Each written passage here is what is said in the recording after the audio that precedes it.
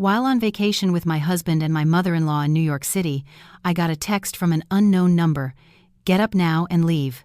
Don't speak, don't look at your husband. My hands were trembling, but I stood up, took a deep breath, and left the hotel room without a word. Outside the hotel, a woman was waiting for me with an envelope. "This is the truth. You have to see it with your own eyes," she said, before simply walking away. And when I opened that envelope, my world fell apart. I never could have imagined. The morning air in Manhattan was so crisp, carrying the scent of roasting nuts and coffee from every street corner. From the balcony of our 5-star hotel suite, the Empire State Building stood tall, piercing the bright blue sky. I'm Sarah, and I was sitting in a comfortable wicker chair, pulling my thick coat tighter over my dress. The pink cashmere scarf I wore fluttered slightly in the autumn breeze. Across from me sat the two people I loved most in the world. My husband, Ethan, was busy slicing cheese for our breakfast, and my mother-in-law, Joan, was smiling warmly while sipping her favorite chamomile tea. Everything seemed perfect. This was a vacation we had planned for a long time to celebrate our 3rd wedding anniversary. Ethan said I deserved the world after all my hard work and patience over the years. He gently placed a slice of cheese on my plate. His smile was so charming. It was the same smile that made me fall for him 4 years ago, when he came to meet my parents, the picture of a perfect gentleman. He was the ideal husband, devout, loving, and incredibly respectful of his mother. Ethan and Joan's relationship was indeed very close. As a wife, I was always impressed by how Ethan treated his mother like a queen. It was a sign he was a good man, I always thought. Joan never held back her affection for me, either. She always called me her beautiful daughter and often gave me herbal supplements, which she said were a secret family recipe to keep me healthy and help me get pregnant soon. My phone, lying on the glass table, vibrated softly. The screen lit up, showing an incoming message. I picked it up casually, thinking it was probably a message from my book club or a happy vacation text from relatives back in Chicago, but the number on the screen wasn't saved in my contacts. A strange number with a New York City area code. My brow furrowed in confusion. Who would be texting my personal number while I was on a different side of the country? A strange shiver ran down my spine, a sudden sense of foreboding that crept in without permission. With a hesitant thumb, I opened the message. A string of stark, capital letters stabbed at my eyes. The message was very short, but its contents made my blood run cold. Get up now and leave. Don't speak. Don't look at your husband. My breath caught in my throat. The phone in my hand felt hot and slick with the cold sweat that had suddenly formed on my palm. I read the message again, making sure my eyes weren't deceiving me. The sentence wasn't just a random prank. There was a thick tone of urgency and danger to it. The command not to look at my husband made my neck stiffen.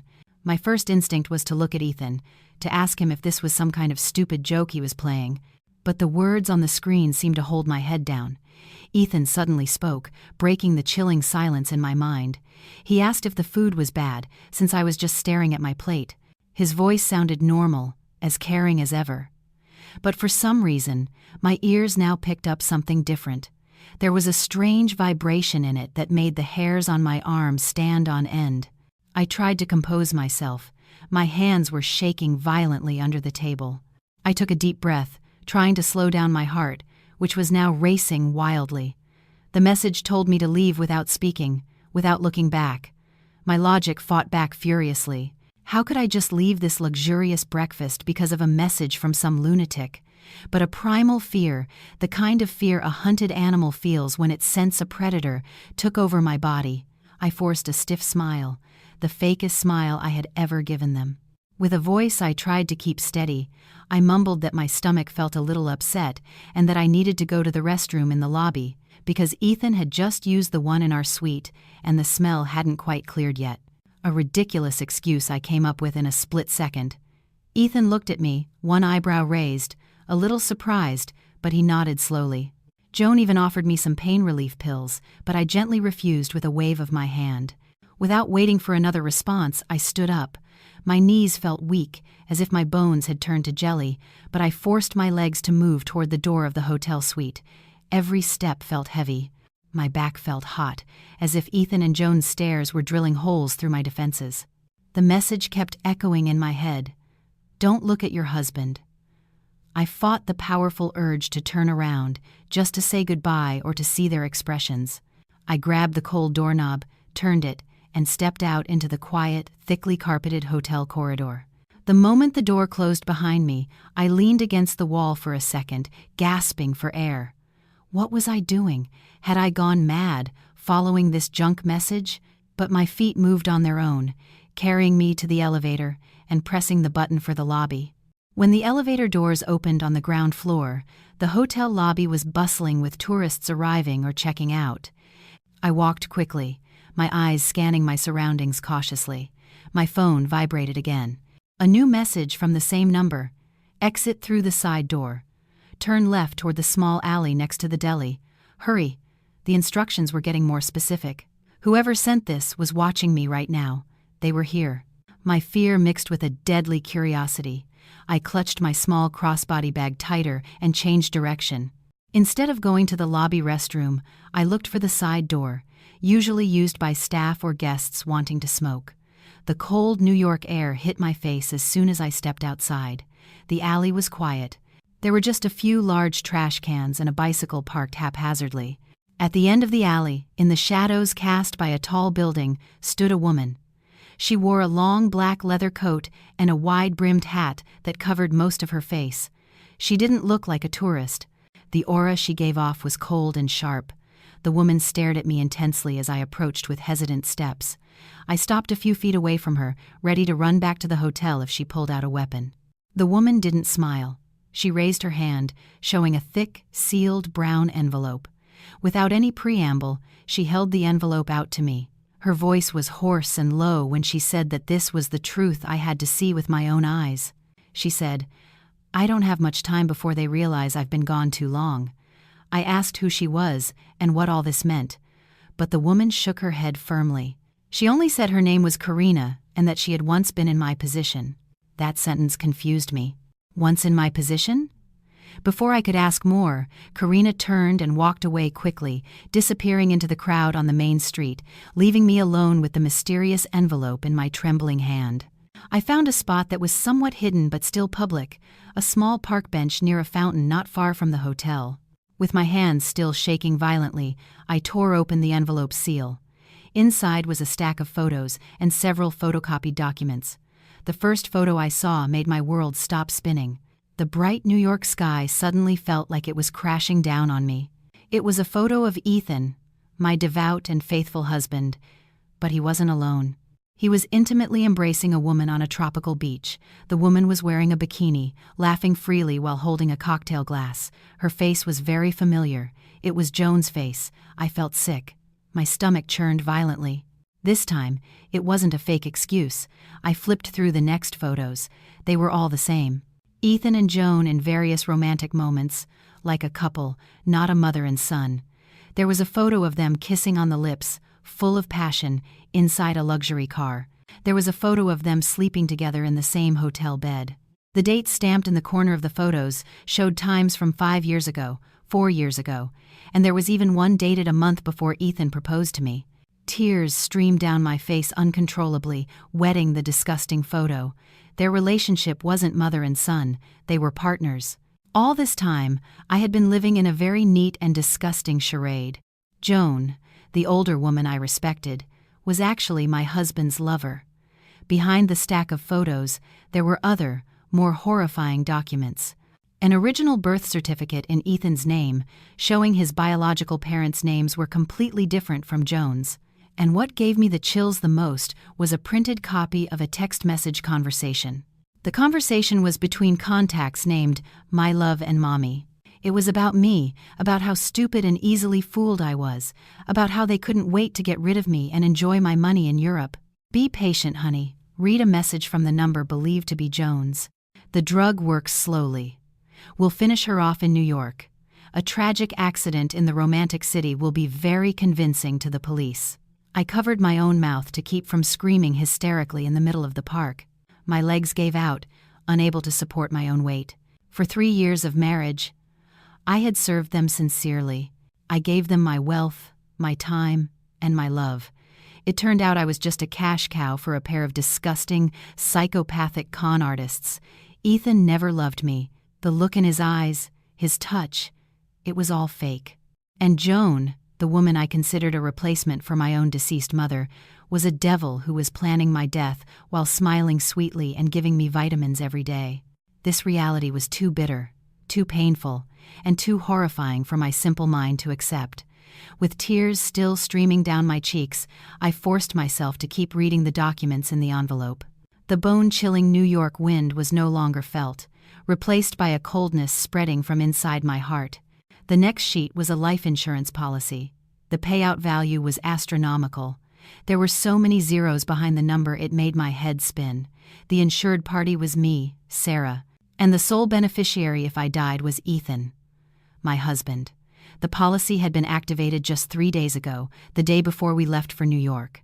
There was a special clause underlined in red ink by the sender of the envelope: double payout if the insured dies in an accident while traveling abroad.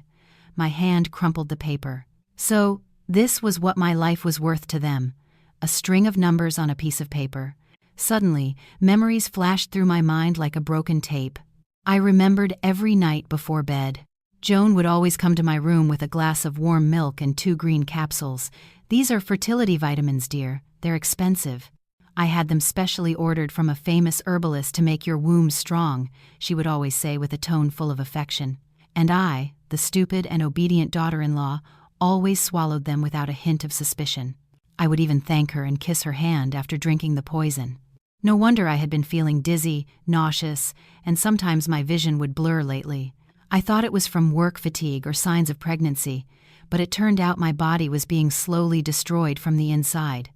My phone vibrated again. Not my personal phone, but a small, black, old-model phone that was tucked at the very bottom of the envelope. A burner phone.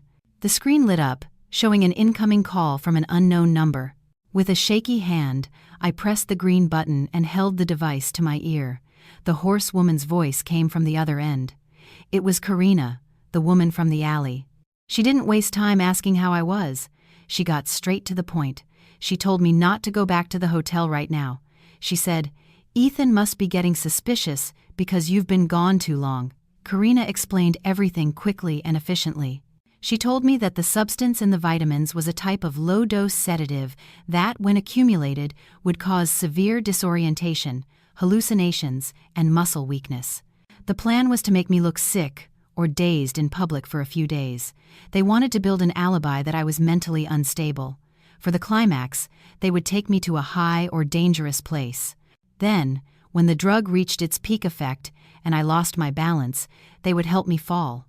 The police would see my medical history, the testimony of people who saw me acting dazed, and conclude it was an accident or suicide. Perfect. I listened to Karina's explanation, my body shivering. Anger slowly began to grow, displacing the fear that had paralyzed me. I asked Karina why she was helping me. Her answer was brief, but full of pain.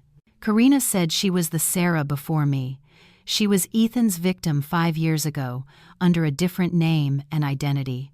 She survived by a miracle, though her face was destroyed and she had to undergo countless reconstructive surgeries until she was unrecognizable.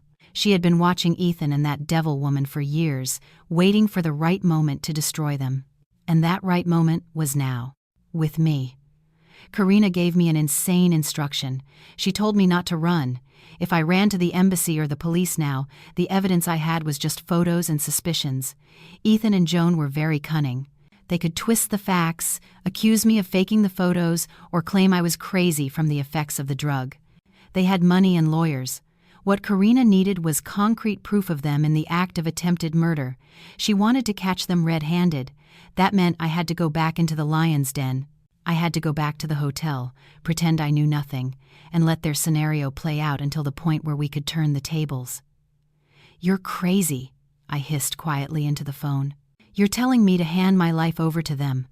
Karina replied calmly but sharply. She said this was the only way to make sure they rotted in prison for life and didn't find new victims. She promised she would watch over me from a distance. She and her small team would monitor my every move, 24/7. I just needed to act, to be the stupid, obedient Sarah, to be the sickly wife. I was silent for a long time, imagining having to look at Ethan and Joan's faces again, to smile at them, to let them touch me, which made my stomach churn. But imagining them free and laughing over my grave was far more painful. I took a long, deep breath, inhaling the New York City air that now smelled like a battlefield. I saw my reflection in a shop window. The woman with the swollen eyes slowly straightened her back. The old Sarah, the naive and gentle one, maybe she really did have to die today. In her place, a new Sarah, full of vengeance, would be born. I agreed to Karina's plan. I would play with fire. I would be the best actress in this deadly play. I would make them believe their plan was going smoothly until the very last moment, when I would bring the hammer of justice down right on their faces. Karina gave me one last instruction before hanging up. She told me to throw away the SIM card from my old phone and replace it with a new one that was also in the envelope. Then, to hide the burner phone somewhere safe on my body, maybe in my sock or under my clothes. I couldn't bring the documents and photos back to the hotel. Karina said someone would pick them up from the trash can next to this park bench after I left. I followed all her instructions mechanically. I removed the SIM card, broke the chip, and threw it down a sewer drain. I tucked Karina's small phone into the waistband of my shapewear, hidden under my loose-fitting dress. After throwing the envelope of evidence into the designated trash can, I walked to the nearest public restroom. In front of the blurry mirror, I washed my face. I let some of the tear stains remain, but I composed my expression to look like someone who was sick, not someone who had just discovered a horrifying truth. I practiced making my eyes look weary and vacant. I practiced walking with a slight stumble. My heart was pounding, but this time it wasn't from fear. It was the adrenaline of a hunter stalking its prey. I walked back toward the hotel.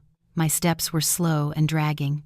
As the revolving door of the hotel lobby turned and I stepped inside, I saw Ethan standing near the reception desk, a fake panicked look on his face, talking to a security guard. Joan was sitting on a lobby sofa, her face a mask of anxiety, massaging her temples. As soon as they saw me, Ethan ran over to me. "Oh my God, honey, where have you been? We were so worried," he exclaimed, his concerned tone so convincing. He hugged me tightly. The scent of his expensive cologne, which I used to love, now made me want to vomit. My body was stiff in his embrace, but I let my head rest weakly on his shoulder. "I'm sorry, honey," I whispered, my voice hoarse. I got lost. My head was spinning so much. I suddenly forgot the way back to our room. I felt Ethan's body tense for a moment. Maybe he was trying to figure out if I was lying or if I was really starting to feel the effects of his poison. Then he stroked my back gently. Too gently. "It's okay, honey.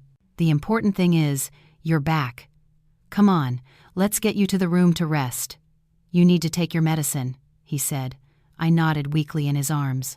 Over his shoulder, I saw Joan give a faint smile, a cunning, triumphant smile. They thought the poison was working. They thought I was starting to lose my mind. They had no idea that the woman in Ethan's arms was counting down the seconds to their destruction. The game was on. The atmosphere inside the luxurious hotel suite felt suffocating, at least for me. The air pumped from the climate control felt dry and heavy, as if the oxygen in the room was slowly being sucked out. Ethan guided me to the plush cream-colored sofa in the living area, his hand around my waist. A touch that once made me feel safe and loved now felt like the coil of a python, ready to crush my ribs. I fought with all my might not to push his hand away. I had to remember my new role. Sarah, the weak, the dazed, the sick. I let my body sink slowly onto the sofa, massaging my temples as if I was fighting off a terrible headache. Joan hurried over from the small kitchenette in the corner of the room. In her hand was a glass of water and the small, gold-colored pill box I knew so well. The vitamin box, the smile on her face looked so sincere. The wrinkles at the corner of her eyes suggested the concern of a mother. What a stunning performance. If I hadn't seen those disgusting photos in the envelope, I would have been completely fooled all over again. She sat down next to me, stroking my knee. Her voice was soft and melodic, asking what I was feeling and how I could have gotten lost. I answered in a feigned, hoarse voice, saying my vision had suddenly started spinning and all the streets of New York looked the same, which made me panic and lose my way. Ethan knelt in front of me, looking deep into my eyes. There was a strange glint in them, as if he were trying to detect any lie behind my weary gaze. My heart pounded, afraid he could smell the betrayal seeping from my pores. But I kept holding my head, hissing softly in pain.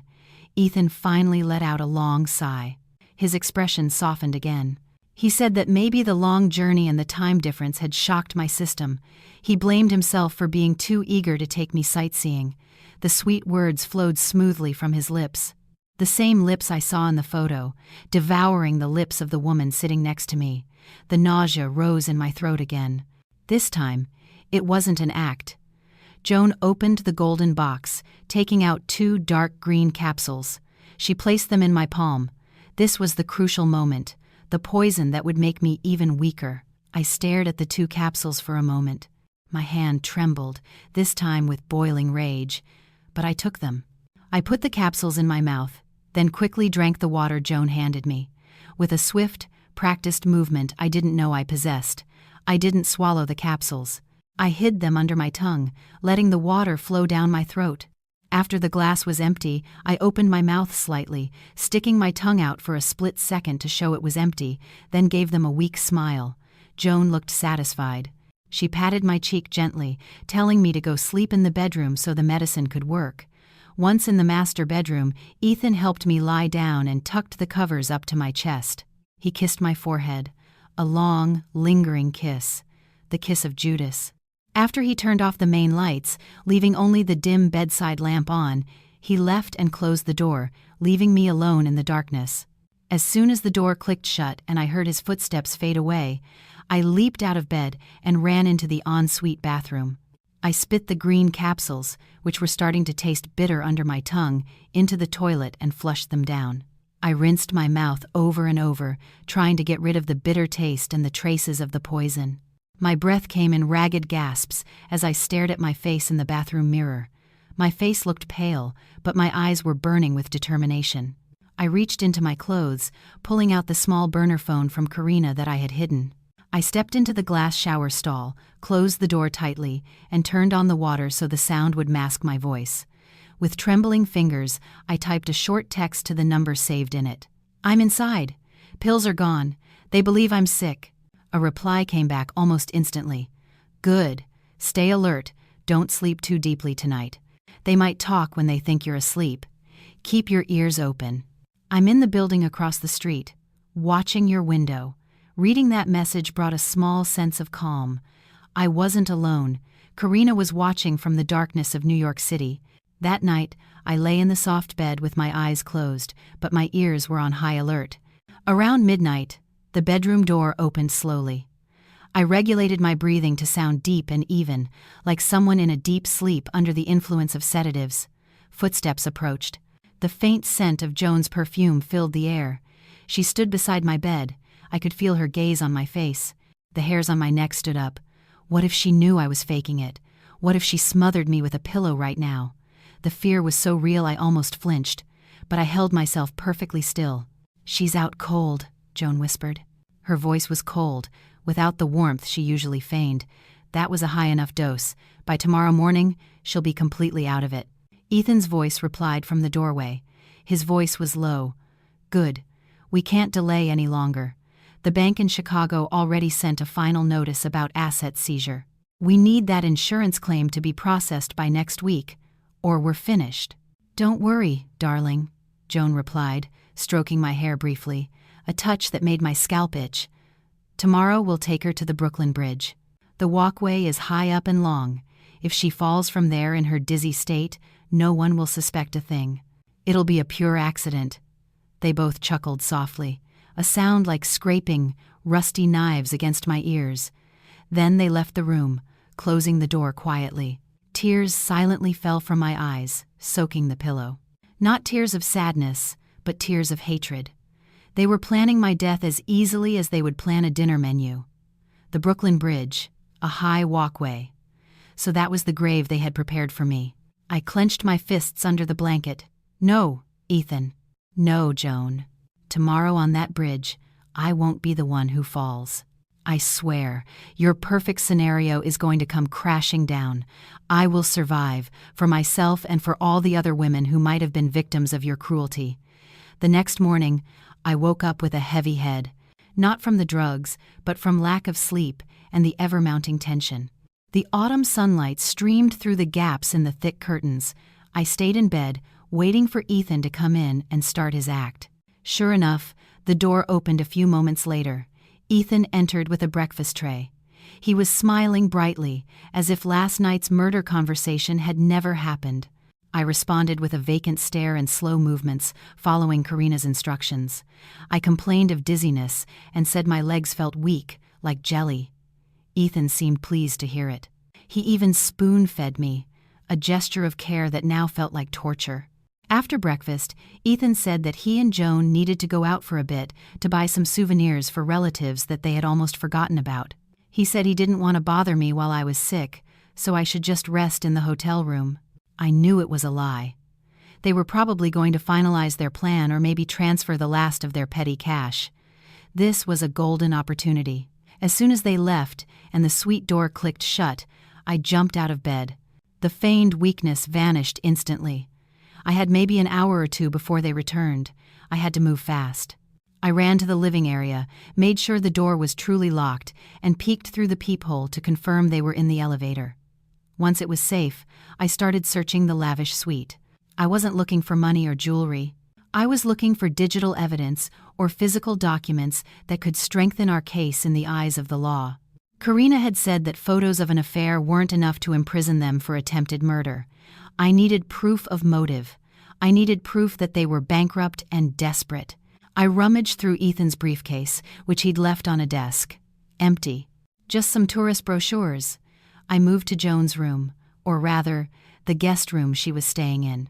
Inside her closet, under a pile of expensive clothes, I found a locked leather document case. I looked around, trying to find the key. My eyes landed on the jewelry box on her vanity. Tucked inside was a small silver key. With my heart pounding, I tried the key in the lock. Click. It opened. Inside was a stack of bills. My eyes widened as I read the amounts. Credit card statements that were months overdue, foreclosure notices for our luxury condo in Chicago, and debt collection letters from private lenders, likely loan sharks with crippling interest rates. It turned out that Ethan's lavish lifestyle, the sports car, the international vacations, were all financed by robbing Peter to pay Paul. And now, the hole was too deep to fill, except with the multi-million-dollar payout from my life insurance policy. This discovery made me even more certain. They weren't just evil, they were greedy, desperate failures. Suddenly, I heard a beeping sound from the front door. The electronic lock was being opened. My heart stopped. They were back early. I panicked. The document case was still wide open on Joan's bed. With shaking hands, I stuffed the papers back in haphazardly, locked the case, and threw it back into the closet. I piled the clothes on top of it messily. The front door opened, followed by the sound of Joan's laughter. "Sarah, honey, are you awake?" Ethan called from the living area. I didn't have time to get back to my own room. If I walked out of Joan's room now, they would be suspicious. I looked around the room frantically. The bathroom. I quickly slipped into the bathroom in Joan's room and turned on the sink faucet. I splashed my face with water, then walked out of the bathroom with a wet face just as Joan stepped into her room.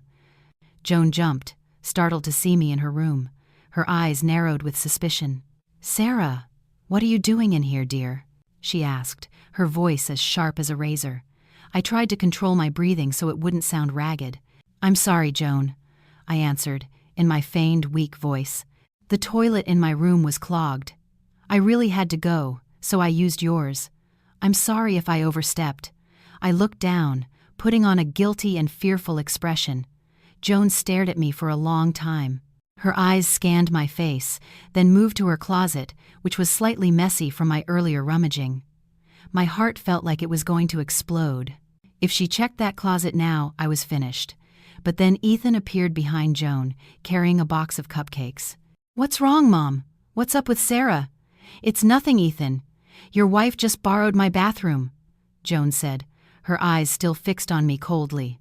Then her fake smile returned. though this time it looked forced. "All right, go back and rest now. This afternoon we'll go for a little walk on the Brooklyn Bridge. Get some fresh air. You need to be strong enough to walk, okay?" I nodded obediently and shuffled past them back to my room. Once I was inside, I leaned against the closed door. My legs were incredibly weak. That was too close. I had almost been caught. But the fear was quickly replaced by satisfaction. I had seen the proof. Their motive was clear: money. They were cornered rats.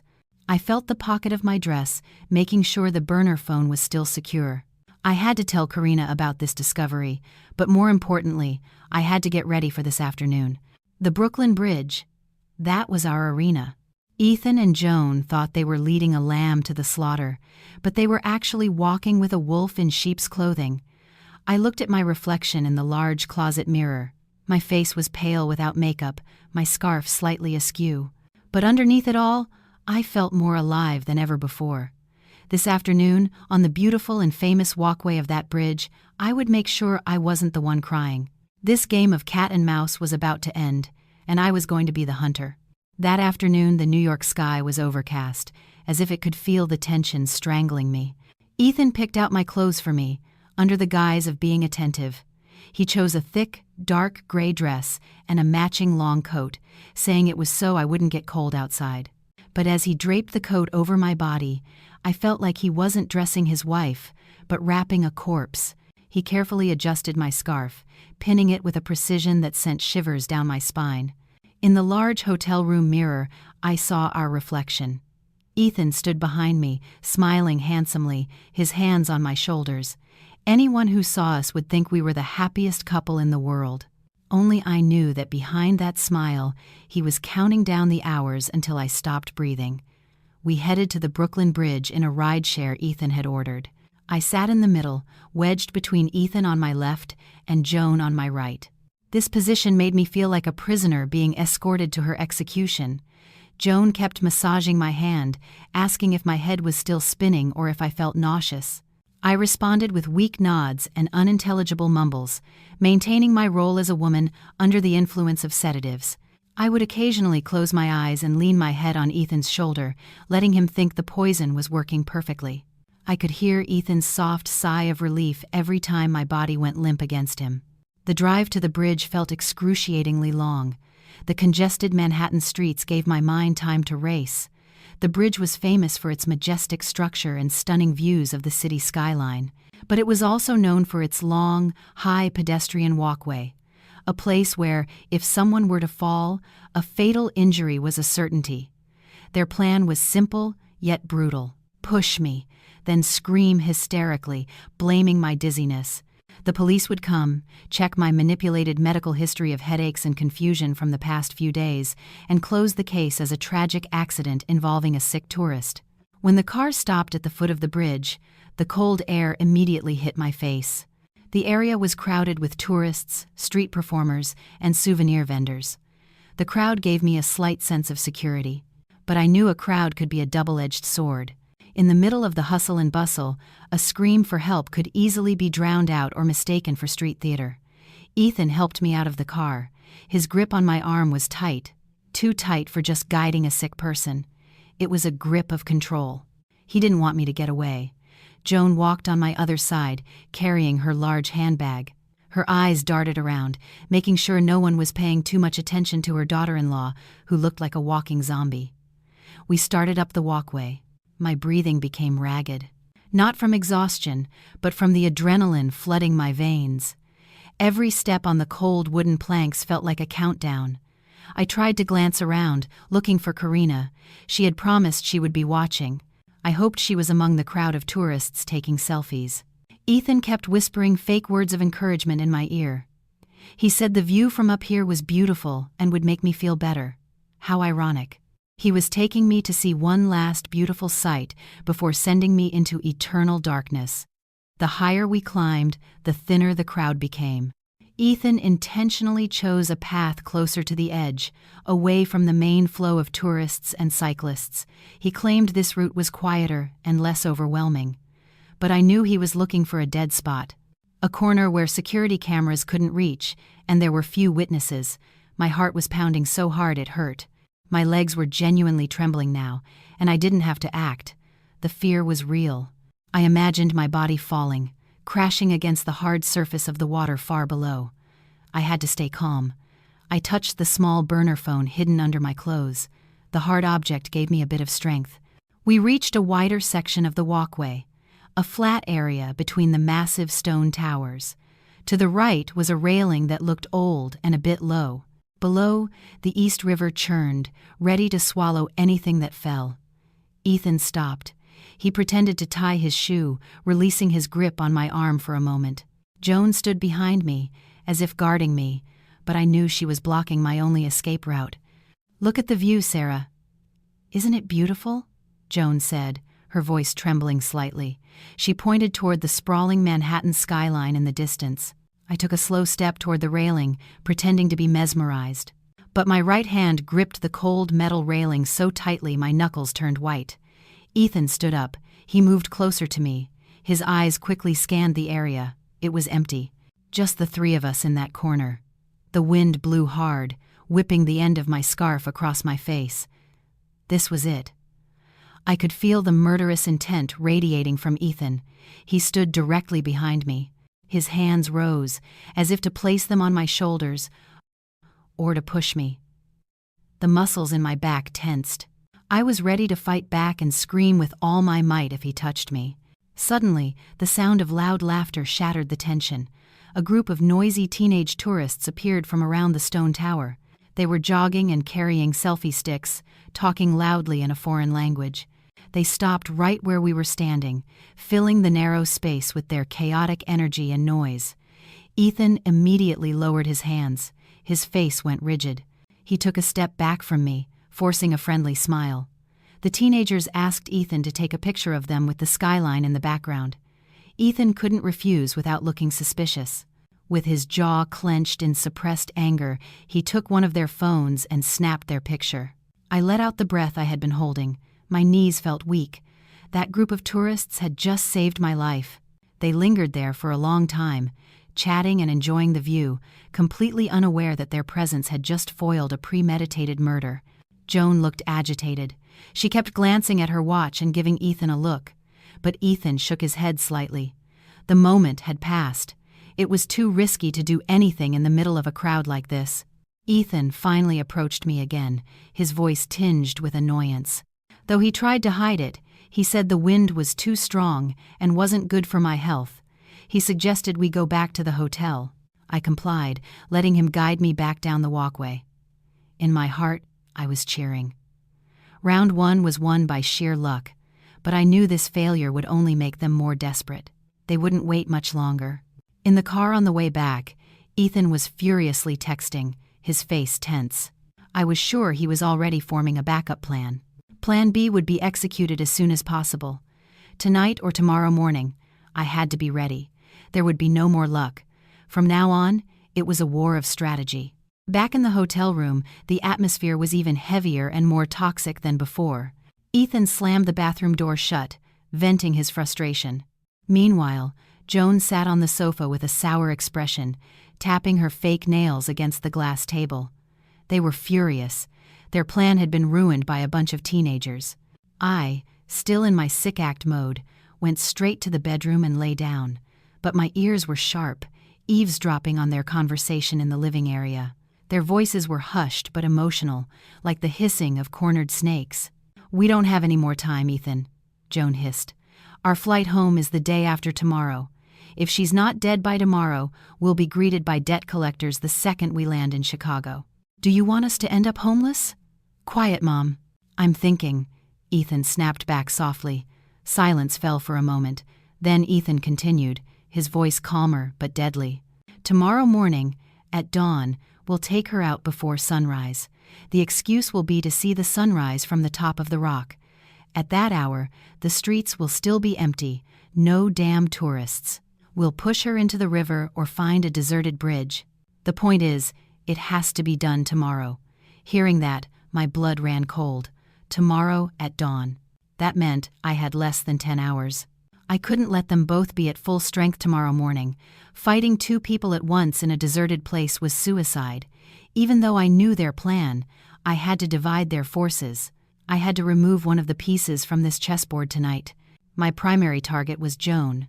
Without that cunning woman, Ethan was just an emotional, panicking man.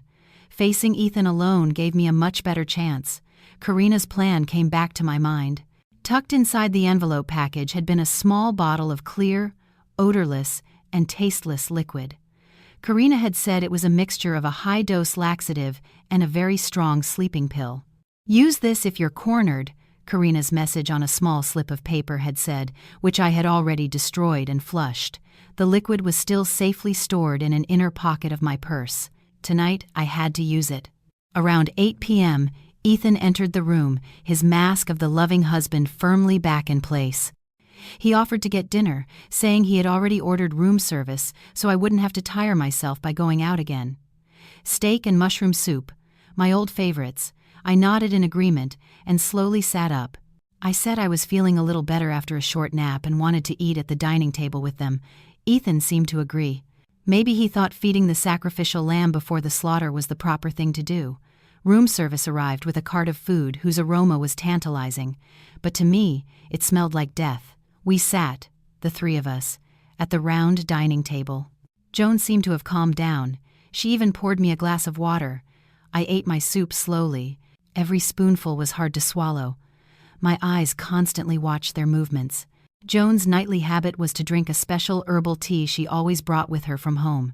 She never drank the hotel's tea bags. That was the opening I could exploit.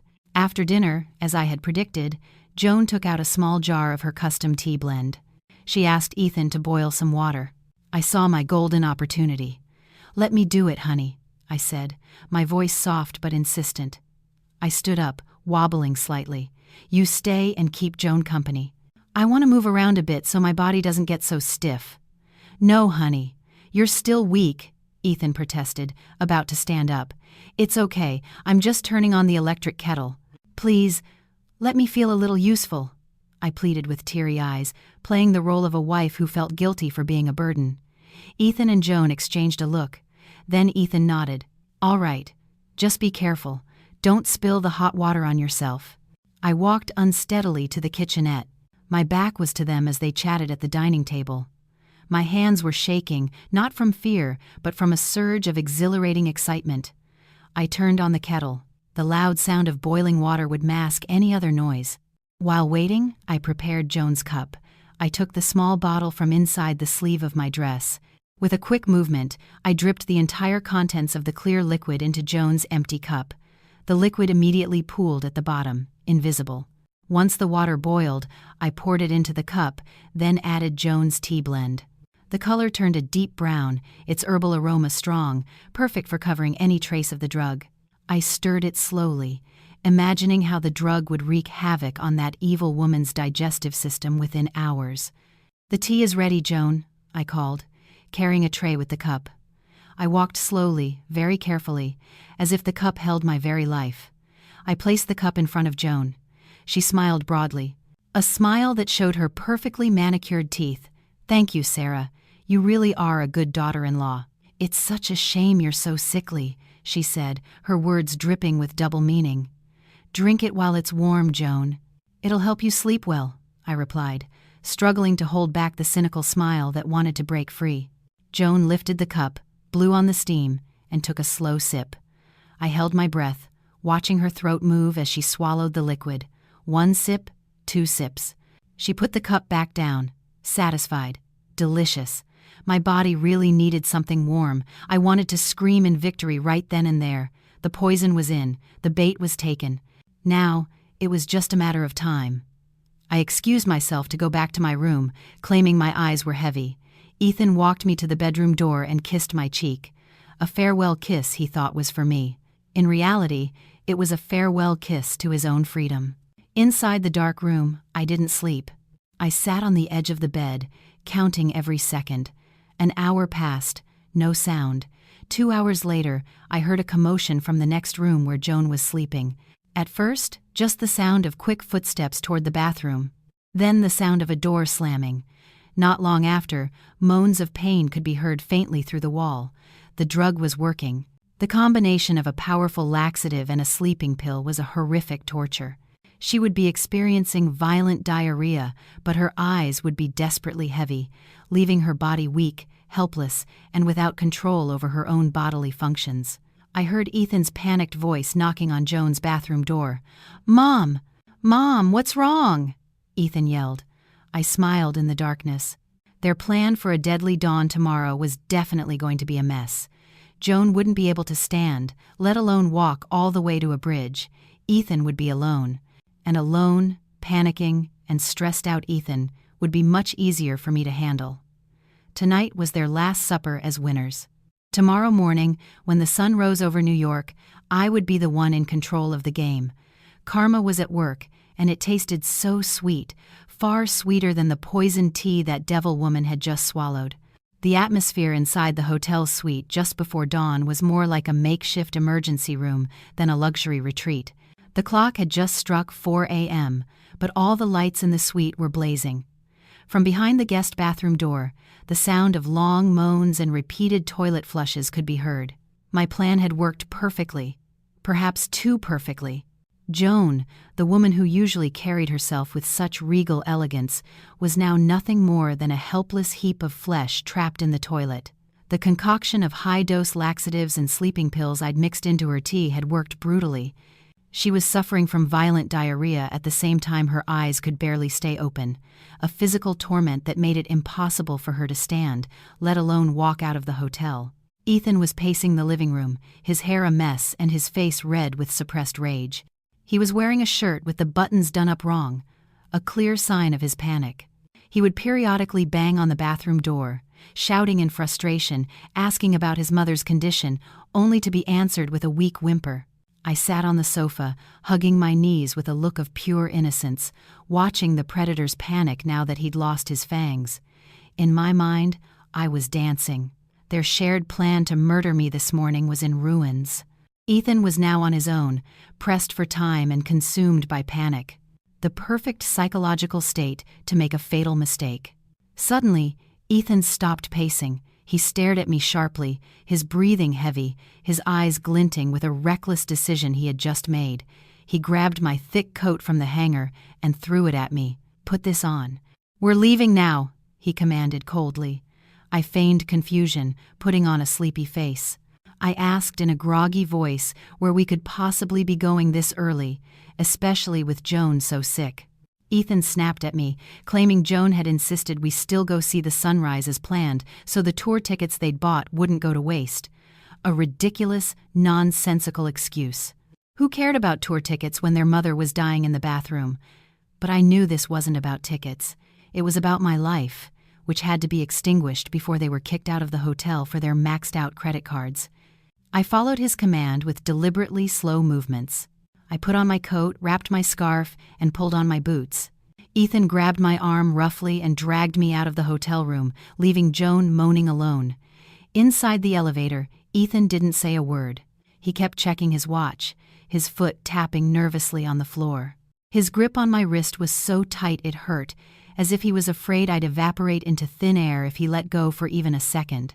We exited into the still empty hotel lobby. The only person there was a janitor mopping the marble floors. Ethan frantically ordered a car through an app. The pre-dawn New York air was bone-chillingly cold, far colder than during the day. A thin fog shrouded the streets, creating a mystical and ominous atmosphere. The car we took sped through the silent city. Ethan told the driver to drop us off near the Brooklyn Bridge, an iconic steel wire bridge crossing the East River with a majestic view of the skyline. It was a clever, if cliché, choice of location. The bridge had a pedestrian walkway that was often deserted at this hour, and below it flowed a river with a current that was strong and cold. If someone slipped and fell in during the autumn wearing heavy, waterlogged clothes, hypothermia and drowning would happen in minutes. When we arrived, the sky was still dark. Only a faint purple-gray streak was visible on the eastern horizon. The orange glow of the streetlights reflected on the black, inky surface of the river. Ethan paid the driver and immediately pulled me onto the walkway. There was no one else there. Just the two of us and the sound of the wind whistling through the steel cables of the bridge. The sound of our footsteps echoed. Thump, thump, like the ticking of a death clock. My heart was racing. I felt my coat pocket, making sure the audio recorder on my phone had been running since we got out of the car. I also felt my other inner pocket, where the small can of pepper spray Karina had given me was stored. "Ethan, it's so cold. Let's just go back." "I'm scared," I whined, trying to bait a reaction. Ethan didn't answer. He kept pulling me until we reached the middle of the bridge, in a section between the massive stone towers that supported the structure. This spot was hidden from the view of the main roadway, dark and silent. Ethan let go of my hand and turned to face me. His face looked terrifying in the dim streetlight. The mask of the loving husband was gone. All that remained was the empty gaze of a cornered killer. "I'm sorry, Sarah," he whispered, but his tone was flat, devoid of remorse. "You're too good, but I need that money. Your insurance will save my life." He took a step forward. I backed away until my back hit the cold railing of the bridge. The railing was only waist high. It would be so easy for him to lift my small frame and throw me over. This was the moment. I could no longer be the lamb. I straightened my posture. The drowsiness and weakness I had feigned for days vanished instantly. I looked Ethan in the eye, not with fear, but with sharp contempt. "To pay off your gambling debts? Or to finance your life with that old whore back at the hotel?" I said, my voice loud and clear. Fluent English, with no trace of a stutter. Ethan jumped back, shocked. He stopped in his tracks. His eyes went wide, as if he'd seen a ghost. He never expected his stupid wife to speak like that. "What are you talking about?" he stammered. I gave him a smirk, a smile I tried to make as cunning as Joan's. "I know everything, Ethan. I know Joan isn't your mother. I know you sleep together. I know about the poison in the vitamins. And I know you're broke." I stepped toward him, reversing the intimidation. "You think I'm stupid? For the past 3 days, I've been watching you panic like rats. And last night's tea? That was my little gift for your girlfriend." Ethan's face went from shocked to beet red with rage and humiliation. His secret was out, his ego shattered. He growled like a wild animal. You bitch," he screamed. He lunged at me, his hands outstretched, aiming for my throat. But I was ready. I sidestepped nimbly. Ethan crashed into the railing. Before he could turn around, a figure emerged from behind one of the massive stone pillars. It was Karina. She was wearing a dark tracksuit and a beanie, and she moved with efficient grace. In her hand was a taser. Without hesitation, Karina pressed the device to Ethan's side. The crackling sound of electricity filled the air. It was followed by Ethan's scream of agony. His body convulsed for a moment, and he collapsed to his knees on the walkway. "That's for my face, which you destroyed 5 years ago, you bastard," Karina hissed coldly. She kicked Ethan in the chest, sending him sprawling. Ethan groaned in pain, trying to get up. But then, the wail of police sirens suddenly erupted from the end of the bridge. Flashing red and blue lights sliced through the pre-dawn darkness. Karina had called them the moment we stepped out of the car. 2 NYPD squad cars screeched to a halt. Several uniformed officers got out, weapons drawn, shouting commands for all of us to put our hands up. Ethan, with the last of his strength, suddenly changed his expression. He raised his hands and knelt, crying hysterically while pointing at me and Karina. "Help! Help me! My wife is crazy! She was trying to kill herself! This woman helped her attack me!" he shouted, his acting skills kicking in instantly. He was trying to flip the script at the last second. The police approached cautiously. One of the officers shone a flashlight in my face. I slowly raised both my hands. "Stay calm." With a careful movement, I pulled the phone from my coat pocket with 2 fingers. "I have proof," I said calmly. "He just confessed to wanting to kill me for the insurance money. It's all recorded right here. And this woman," I pointed to Karina, "is the witness who saved my life." Tension hung thick in the air on the bridge. The dawn wind whipped the end of my scarf. I looked at Ethan kneeling on the ground. His face was pale. His eyes stared at me with pure, unadulterated hatred. For the first time in our marriage, I was seeing his true face. And strangely, I didn't feel sad. I felt free. The dawn was beginning to break on the horizon, bathing the skyline in a golden light. A new day had begun, and the old Sarah had truly died on this bridge, replaced by a woman who had just won a fight for her life. After the chaos on the bridge, we were all taken to the local precinct.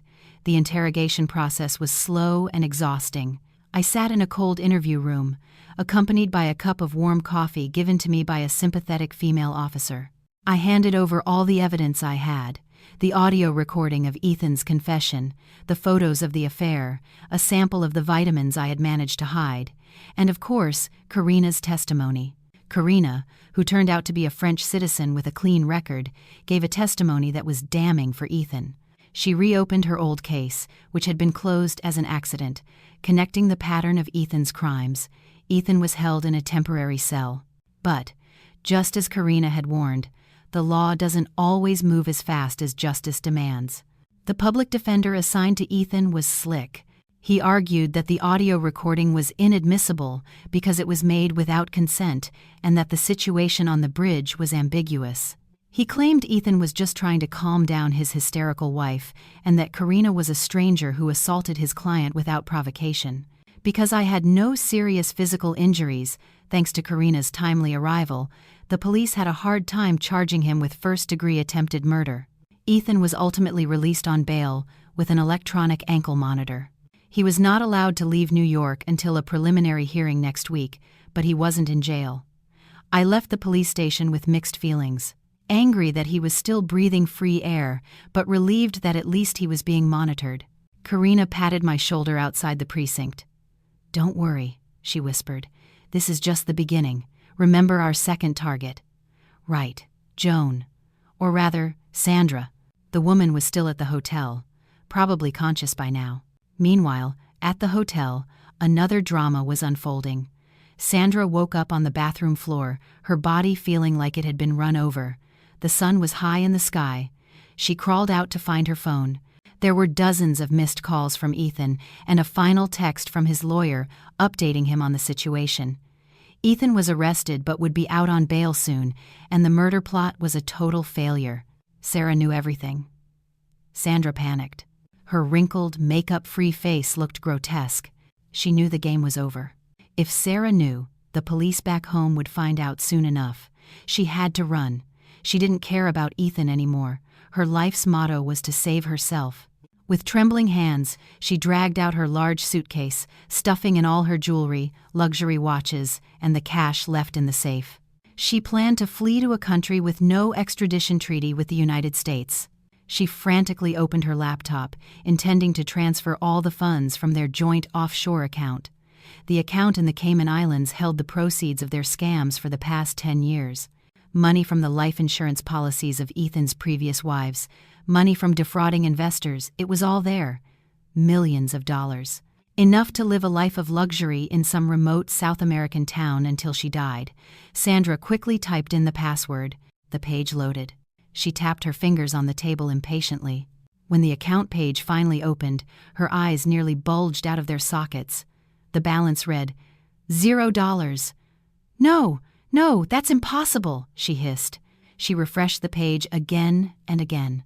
Still zero. She checked the transaction history. There was one massive transaction that had occurred 2 hours ago, right when she was passed out on the bathroom floor. All the money had been transferred to an anonymous account with the transaction note, charitable donation in the name of the victims. Suddenly, her laptop screen flickered. A pop-up message took over the entire screen. It had a black background with text in blood-red letters. Insurance money doesn't pay out for murderers, and stolen money brings no blessings to thieves. Enjoy your poverty, my dearest mother-in-law, Sarah. Sandra let out a long, blood-curdling scream, a scream of pure desperation and fury. She smashed the expensive laptop on the floor, where it shattered into pieces. She clawed at her own face, tearing at her messy hair. Her fortune, the result of years of hard work, conning, and killing, was gone in an instant. Without that money, she was nothing. She couldn't run. She couldn't hire a high-powered lawyer. She couldn't live. The hotel room door opened. Ethan walked in, looking haggard and exhausted, fresh from being released. He was hoping Sandra had a plan, or at least would be there to strategize with him. But what he found was a crazed old woman wailing amidst the wreckage of a laptop and scattered clothes. "Where's the money?" Ethan yelled, getting straight to the point. He needed money to bribe a prosecutor or make a run for it. Sandra looked at Ethan with bloodshot eyes. "It's gone. It's all gone. Your bitch of a wife, she stole everything," Sandra shrieked. She threw a vase at Ethan. "You failed to kill her. You're useless. Because of you, we're ruined." Ethan dodged the vase as it shattered against the wall, his face hardened. The news that they were completely broke was the final blow that destroyed what little sanity he had left. They were trapped in New York, penniless, monitored by the police, and hunted by loan sharks back in Chicago. There was no way out. Just then, Ethan's phone buzzed. A text from Sarah. It was a map location, an old warehouse on the outskirts of the city, and a single, short sentence. "Your money is here. Come alone if you want it back. This is your last chance." Ethan and Sandra looked at each other, their breathing heavy. It had to be a trap. Their logic screamed not to go, but greed and desperation are terrible drivers. They had no other choice. Without that money, they would die a slow death. With it, they still had a glimmer of hope. The panic in their eyes transformed into blind recklessness. Ethan rummaged through a desk drawer, pulling out a pocket knife he always carried. Sandra picked up a sharp pair of scissors from her sewing kit. No words were needed. They agreed. They would go to that warehouse, kill Sarah with their own hands, take their money, and disappear forever. They didn't realize. They were voluntarily walking onto the final stage that Sarah had prepared for their spectacular downfall. That night, the outskirts of New York City looked like a grim painting drawn with dark ink. A light drizzle began to fall, slicking the cracked asphalt streets of a long-abandoned industrial area in Brooklyn. I sat inside a black van parked safely in the shadow of a concrete building about 100 yards from an old, former textile warehouse. In front of me, a laptop screen glowed brightly, displaying 4 different camera angles from the hidden cameras Karina had installed inside the warehouse a few hours earlier. Next to me, Karina sat calmly, chewing on a piece of gum. Her fingers danced across the keyboard, ensuring the live stream connection was stable. We were no longer the frightened prey. Tonight, we were the directors of a tragic performance that would end everything. We had chosen the warehouse carefully. The building was vast, cold, and filled with the smell of rust and old oil. A perfect final setting for 2 people whose hearts had been corroded by greed. I glanced at the time on the corner of the laptop screen, 10:15 p.m. As expected, a taxi pulled up to the warehouse's rusted gate. 2 pathetic-looking figures got out, Ethan and Sandra. They no longer looked like wealthy tourists staying in a 5-star hotel. Their clothes were wrinkled, their faces tense, and their movements were filled with a paranoid vigilance. Ethan wore a dark hoodie, while Sandra had wrapped herself in her expensive fur coat, now stained with mud splatters. They paid the driver with what was likely their last bits of cash, and then stood hesitantly in front of the slightly ajar warehouse door. The harsh night wind whipped Sandra's messy hair around her face. I could see from the security camera at the gate that her lips were moving, spitting curses. Meanwhile, Ethan clutched his jacket pocket tightly. I knew the pocket knife was in there. He hadn't come to negotiate. He had come to kill me. My heart pounded, not with fear, but with a deep disgust at how low they had fallen. Greed had turned the husband I once adored into a desperate street thug. They stepped inside the warehouse. Their footsteps echoed on the vast, empty concrete floor. In the center of the warehouse, I had set up an old wooden table. On top of it sat a silver briefcase, looking incredibly tempting. A single spotlight illuminated the briefcase, creating a dramatic effect as if it were a sacred treasure. The rest of the room was pitch black. Ethan and Sandra approached the table, their breathing heavy. Their eyes were fixed on the silver briefcase. I could see the disgusting glint of avarice in Sandra's eyes. She had forgotten her stomach pains. She had forgotten her pride. All she saw was money, the money she thought would save her from poverty. "There it is," Ethan whispered, his voice caught clearly by the sensitive microphone we had planted under the table. "Grab it. We have to get out of here before she shows up with the cops." Sandra shoved past him, pushing Ethan roughly to the side. "Move. I'll check it." "I'm not letting you get tricked again like you were on the bridge this morning," she snapped. Sandra reached the table first. Her trembling hands grabbed the handle of the briefcase. With bated breath, she unlatched it. Click! Clack! The sound of the locks opening was loud in the silence of the warehouse. Sandra lifted the lid with great anticipation. But the next second, a scream of pure frustration ripped through the silence. "Empty! It's empty!" she shrieked hysterically. She turned the briefcase upside down, dumping its contents. Not stacks of dollars, but piles of shredded newspaper and scrap paper. The papers scattered across the floor like confetti at a funeral party. Sandra slammed the briefcase on the floor, then kicked the wooden table so hard it slid. "That devil woman!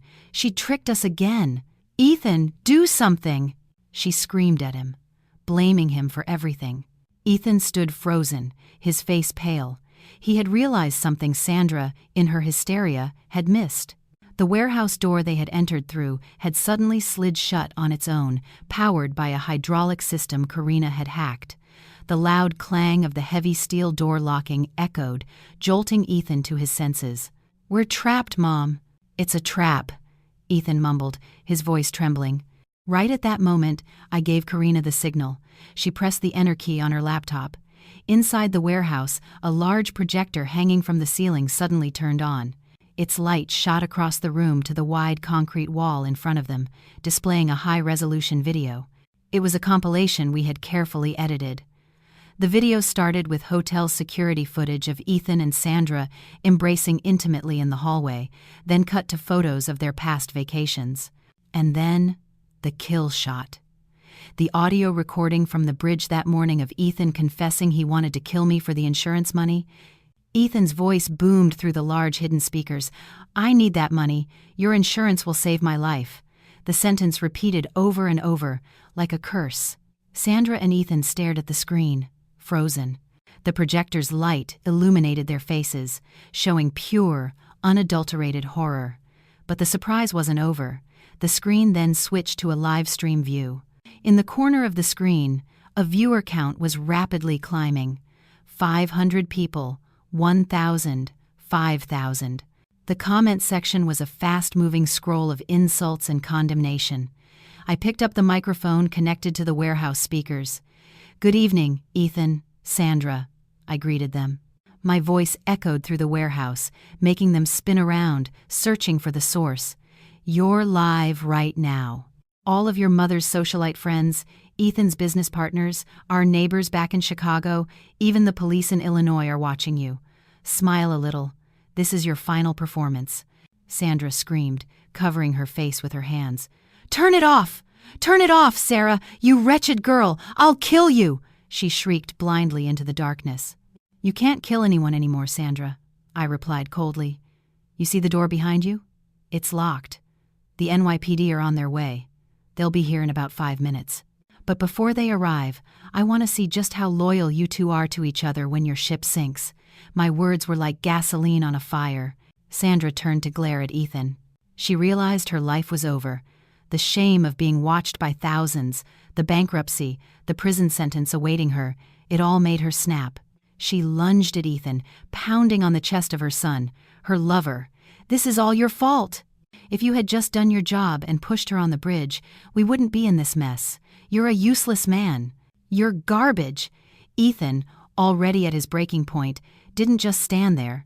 He shoved Sandra so hard she fell to the dirty floor. "Shut up, you old hag," Ethan yelled. "You're the one who spent all my money. You're the one who forced me to hire those failed hitmen years ago. You're a parasite. I should have left you a long time ago." "A parasite." Sandra scrambled up, grabbing a broken piece of wood from the shattered table. "I'm the one who made you rich. Without me, you're just a pretty boy with no brains." Sandra swung the piece of wood at Ethan, hitting his shoulder. He groaned in pain. His survival instincts took over. He pulled the pocket knife from his pocket and pointed it at Sandra. "Don't come any closer. Back off," Ethan threatened, his eyes wild with fear and rage. The scene on my monitor was both pathetic and satisfying. The two people who had conspired to kill me for love and money were now threatening each other with weapons like mortal enemies. There was no more love, no more mother and son. There were only two rats, turning on each other inside a trap. "Go ahead, kill me," Sandra challenged, completely unhinged. "Then you can rot in prison with a life sentence. Go on, do it." Sandra lunged forward again, ignoring the knife. Ethan backed away, but his back hit the wall. He was cornered. Sandra kept attacking, scratching at his face. In the struggle, Ethan reflexively swung his arm to defend himself. The knife slashed Sandra's arm. Bright red blood gushed out, staining her expensive fur coat. Sandra screamed in pain, but the pain only made her more feral. She bit Ethan's hand until he dropped the knife. They rolled on the floor, punching and clawing at each other, all human dignity gone. I stared at the screen, my expression flat. My tears had long since dried up. I used to love that man. I used to respect that woman. But seeing them now, wrestling in the dirt like animals, I realized I had never loved the real Ethan. I had loved his mask. And tonight, that mask was shattered into a million pieces, trampled under their own feet. Outside, the sound of police sirens grew closer. The wail got louder and louder, breaking the silence of the Brooklyn night. Flashing red and blue lights began to reflect off the warehouse vents. The game was over. Karina gently tapped my shoulder. "That's enough, Sarah. The police have the building surrounded. Let's go see the finale." I nodded. We got out of the van and walked toward the warehouse, where a police line was being set up. I wore a face mask and dark sunglasses, standing among a crowd of local journalists who had somehow already gotten wind of the story. I wanted to see with my own eyes when they were dragged out. I wanted that moment seared into my memory, proof that no matter how cleverly a crime is hidden, it will eventually rot from the inside out. The loud banging on the steel warehouse door stopped the brutal fight between Ethan and Sandra. An NYPD ESU team, in full tactical gear, breached the entrance. The steel door was forced open with a deafening metallic boom. Blinding tactical flashlights scanned the room, landing on the two figures panting on the floor, their clothes torn and spattered with blood. "NYPD, don't move. Get on the ground." The commands in English echoed off the cold concrete walls. Ethan, his face covered in scratches and his lips split, looked momentarily confused. He looked at the open door, at the line of police ready to fire. Instead of surrendering, his panic drove him to one last, stupid act. He grabbed Sandra, using her as a human shield. His trembling right hand snatched the fallen pocketknife and pressed it to her throat. "Back off! Back off or I'll kill her!" Ethan screamed, his voice a broken, ragged mess. He thought he was in an action movie, where taking a hostage could get him a way out, but he forgot that his hostage was now his enemy. Sandra didn't stay quiet. Instead of being scared, she laughed hysterically. A laugh that sounded like shattering glass. "Go ahead! Shoot us! This man is insane! He's the mastermind behind everything!" Sandra shrieked at the police, trying to save herself. "He forced me! I'm just a victim! Shoot him!" The police didn't waste any time. Negotiating with a mentally unstable, armed man in a confined space wasn't a priority, especially when the hostage was fighting back. An officer fired a taser. 2 electric probes shot through the air, embedding themselves in Ethan's chest. His body seized violently. His eyes bulged, his muscles locked rigid from the thousands of volts of electricity. The knife fell from his hand, clattering to the floor. He collapsed backward, unconscious, foam bubbling at his mouth. Sandra, freed from his grip, tried to crawl away. But 2 female officers were on her instantly, pressing her face into the dirty concrete floor and cuffing her hands behind her back. "Let me go! I'm Joan Claremont. I'm a respected woman." Sandra raved as she was hauled to her feet, but no one cared. The fake respectability she had built for years had crumbled. She was dragged out of the warehouse like a sack of trash, screaming curses at Ethan, at the police, at her fate. Outside the warehouse, I stood and watched it all. As Ethan was carried out on a stretcher, semi-conscious, and as Sandra was shoved into a police car, still struggling, our eyes met for a brief moment. Sandra stopped fighting. She saw me. I stood tall, the night wind playing with the end of my scarf. I didn't smile. I didn't cry. I just stared at her with a cold, empty gaze. The look of someone seeing something that was already dead. Sandra fell silent. Her mouth hung open, but no sound came out. She had finally realized that the weak woman she used to poison every night was now standing like a giant who had crushed her. The police car door slammed shut, separating our worlds forever. Epilogue. 6 months later, the Chicago air was warm and humid, a stark contrast to the cold of New York that was still etched in my memory. But this warmth felt real and comforting. I sat in a simple but tidy office in a downtown building. On the wall behind my desk was the name of the foundation I had launched 3 months ago, the Phoenix Foundation. The foundation focused on providing legal aid, shelter, and job training for women who were victims of domestic violence and marriage fraud. On the television, mounted in the corner, an international news segment was on. The faces of Ethan and Sandra appeared on the screen. The New York court had just delivered the final verdict.